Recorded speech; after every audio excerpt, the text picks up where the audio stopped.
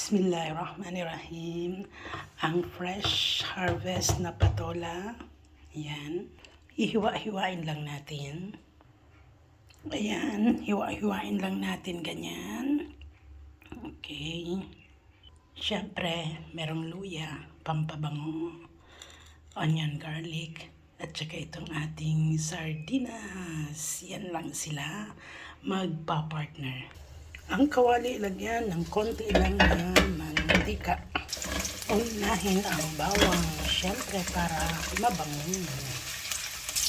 At isunod na ang sibuyas. Toasted na ang bawang, habol sibuyas. At ilagay na rin natin ito si ginger. Ako ganyan, gusto ko yung luya malaki para hindi ko nakakagat siya. Pampabango lang naman siya. Ayan.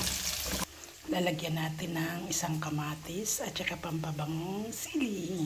Ayan, pwede nang ihalo si kamatis at saka si sili. Sama-sama na kayo.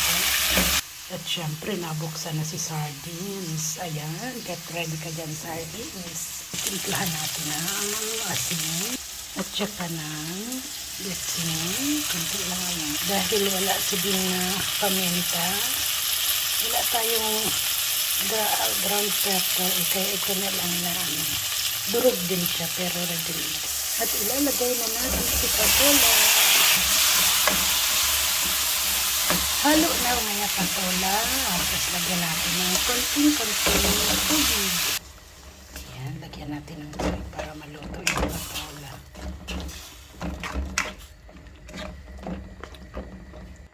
Takpan muna natin. Silipin kung ano na ang kanyang lagay. Kapag apit na maluto si patola, pwede nang ilagay si sardinas para siya ay hindi madurog. Pero ngayon, titikman muna natin kung nasaan na ang kanyang lasa. At this point, pwede nang ihalo ang sardinas. Tara, let's. Yan. Siyempre ito, huhugas-hugasan natin yan. Ayan, nilagyan ako ng konting tubig. Ayan. Malinamnam pa yan siya ang sabaw. Halo.